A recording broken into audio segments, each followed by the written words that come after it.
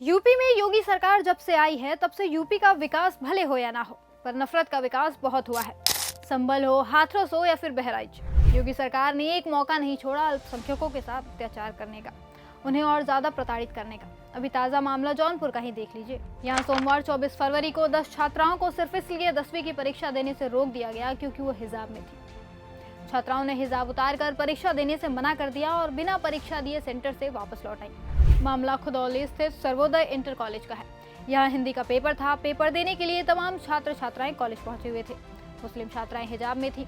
School प्रशासन को इससे दिक्कत थी। स्कूल ने कहा कि हिजाब उतारो तभी पेपर देने देंगे, लेकिन छात्राओं ने इससे इनकार कर दिया। एक छात्रा के पिता ने यहाँ तक कहा कि आप किसी लेडीज टीचर से चेकिंग करवा लीजिए, फिर बच्चियों को अंदर जाने दीजिए, लेकिन टीचर इसके लिए भी नहीं माने।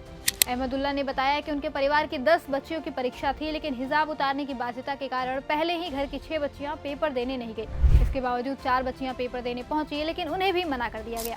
खैर, योगी राज में ये सब कुछ नया नहीं है। अल्पसंख्यकों, गरीबों और दलितों के साथ योगी सरकार का शुरू से यही रवैया रहा है। हाथरस कांड को ही देख लीजिए।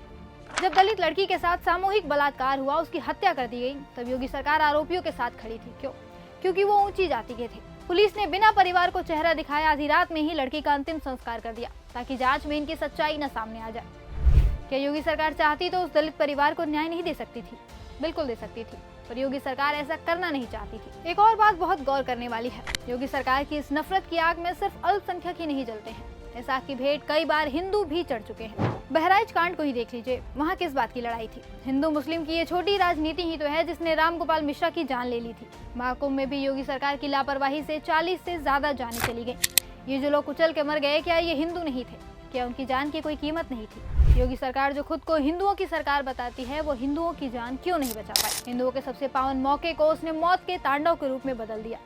उसके बाद बेशर्मी देखिए। कहते हैं कि महाकुंभ में दुर्भावना से गए इसलिए दुर्गति हुई, मतलब जो लोग मरे वो भी उनकी गलती थी। इसमें योगी सरकार का कोई कसूर नहीं था।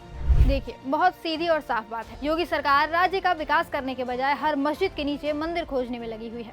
युवा बेरोजगार भटक रहे हैं, पेपर लीक से छात्र परेशान हैं, लेकिन योगी सरकार को इसकी कोई फिक्र नहीं है। उन्हें फिक्र है तो सिर्फ इस बात की कि हर मस्जिद के नीचे मंदिर कैसे ढूंढा जाए। अपने इसी मंदिर मस्जिद के चक्कर में योगी सरकार ने संभल में कितनी बड़ी हिंसा को जन्म दे दिया। 4 जानें चली गईं, कितने घर जमींदोज हो गए। लेकिन योगी सरकार को इससे नाम मात्र भी फर्क नहीं पड़ा। उन्हें शर्म नहीं आई कि उनकी वजह से कई परिवार उजड़ गए।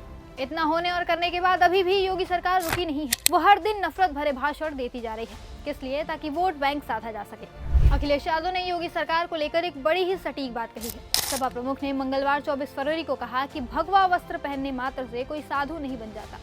रावण भी सीता माता का अपहरण करने साधु के वेश में आया था, इसलिए सभी को सावधान रहने की जरूरत है। देखा जाए तो बात जितनी कड़वी है उतनी ही सच भी है। एक बार इस पर सोचिएगा जरूर।